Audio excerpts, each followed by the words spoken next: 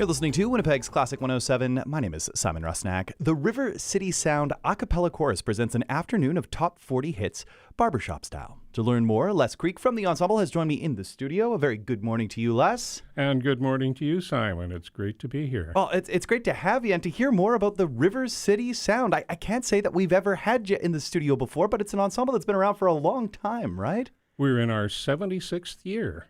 That's absolutely incredible. We changed our name in 2018. There was a number of things that went on. Previously, we were known as the Winnipeg Golden Chordsmen. Of course. It was a male-only barbershop chorus, and it had its ups and downs. And in 2018, the Barbershop Harmony Society and Winnipeg chapter decided that we would make our organization available to women. And it's been a wonderful, wonderful experience doing that. It's really changed our sound. We are growing. We've had such excellent results from that change. Well, let's talk more about that. I mean, how big is the ensemble now? Right now, we are just over 40 people. It's a good-sized ensemble. It is, and we're growing. And we're growing. Since we started, we probably were at about 22 or 23 in 2018. We're now just over 40. We've had some people come and go, as things do in any choruses. Now, let's talk about the chorus itself. I mean, is it one that is open to the public? Is it an audition group of singers? How does that work? It is open to the public, but we do have a short audition process. Primarily, the auditioning is to make sure that you can find your notes and can hold your note when you've got three other singers around you who are singing something different. So that's really the purpose of the audition. And what about you? How long have you been with the ensemble? I've been with it since 2017. I joined through something called a Learn to Sing Better program, and which we just finished running again back in mid-March. Can you talk more about that? Have you always been a singer, or was it something that you just wanted to work on? I sang in church choirs and school choirs for many years, and then life got in the way, work got busy, and so I dropped out for probably 20 years. And after I retired, I was thinking I'd really like to look for something else. And it happened to be that one of our members put up a poster for the Learn to Sing Better program at the Wellness Institute.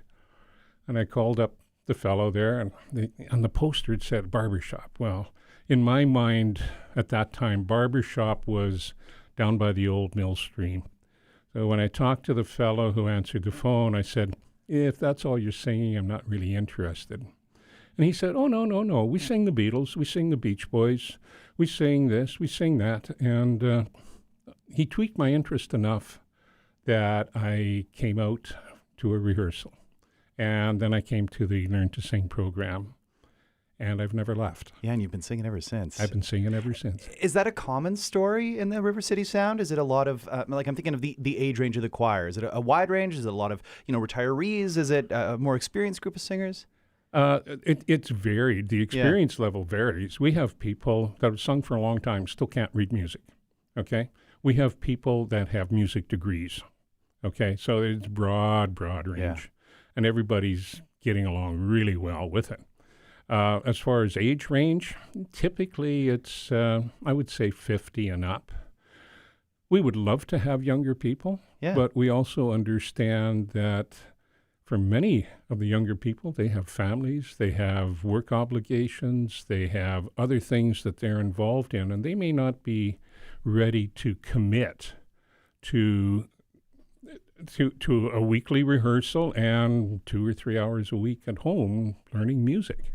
It's exactly the story that you had, right? You know, you spend a couple decades away, and then all of a sudden you find you got a little bit of extra time on your hands, and why not spend it singing, especially the community that comes with singing. And you mentioned it is an SATB choir now. And no, it is not. It's not an SATB choir? No. Oh, so here I was thinking it was going to go soprano, alto, tenor, bass. It still holds like a barbershop format then? How's that work? It's actually TTBB voicing, Ah, tenor okay, 1, tenor 2, baritone, bass.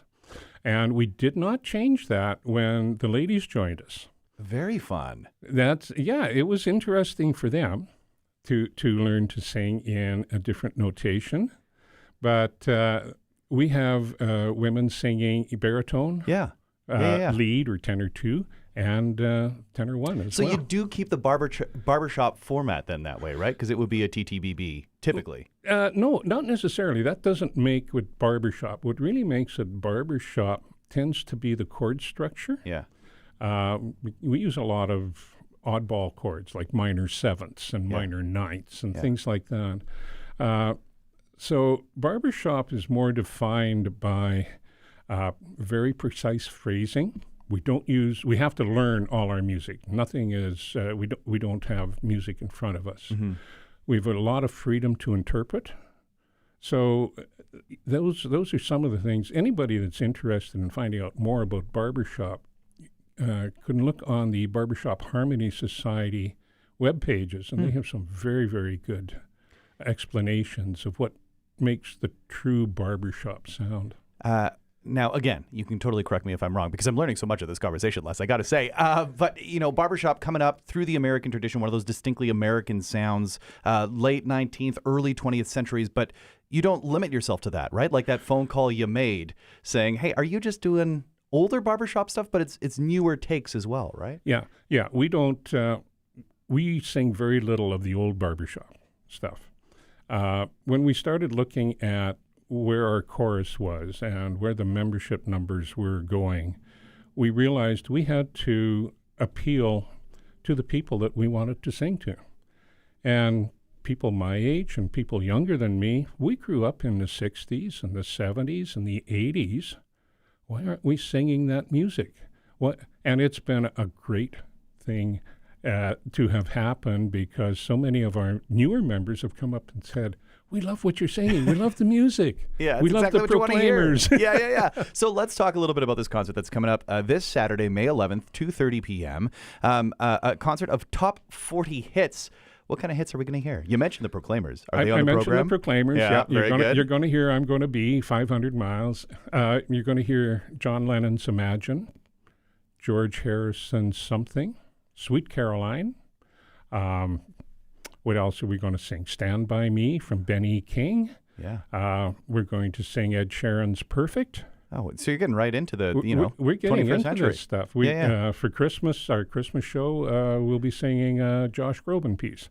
Wonderful. I mean, you really don't limit yourself, right? And I think that's what's so exciting here. And I think it's going to be one of those concerts that resonates with a lot of people. So I appreciate you coming by, Les, and telling us a little bit about it. Where's the concert happening, I should ask? Prairie Spirit United, 207 Thompson Drive, 2:30 on the nose.